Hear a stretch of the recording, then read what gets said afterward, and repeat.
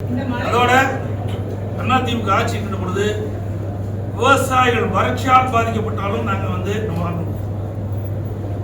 புயல் வெள்ளம் இப்படி கொண்ட இயற்கை சீற்றத்தால் பேரடி வருகின்ற காலத்தில் விவசாயிகள் பாதிக்கப்பட்டு விவசாயிகள் பயிர்கள் சேதமடைந்தால் விளைச்சல் சேதமடைந்தால் அதற்குண்டான நிவாரணம் கொடுத்தது அதிமுக அரசு.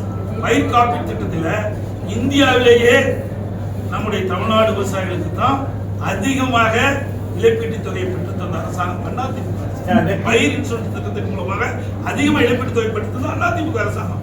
அது மாதிரி விவசாயிகள்லாம் நான் போய் பார்க்கும்போது இது இப்படிப்பட்ட ஒரு சோதனையான நேரத்தில் விவசாயிகள் இன்றைக்கு அரசாங்கத்தை கோரி வச்சுன்னா எங்களுக்கு இது மாதிரி பல முறை பாய்ச்சிருக்கு இந்த ஆட்சியில் எங்களுக்கு இது வரைக்கும் எந்த நிவாரணம் கிடைக்கலன்ற ஒரு கருத்து சொன்னாங்க.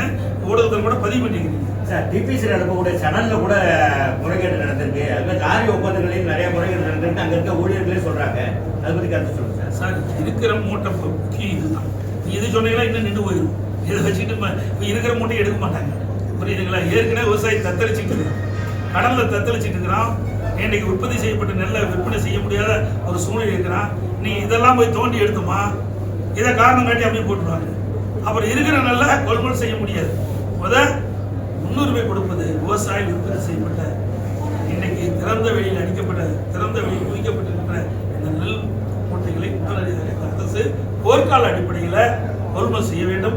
இரண்டாவது, இந்த மழையால் இந்த நெல்மணிகள்லாம் முளைத்திருந்தது. அந்த விவசாயிகள் யாரெல்லாம் இந்த நெல்மணிகள் முளைக்கப்பட்டு பாதிப்படைந்தார்களோ அந்த விவசாயிகள்லாம் கண்டறிந்து அவர்களுக்கு தேவையான நிவாரணத் தொகை வழங்க வேண்டும்.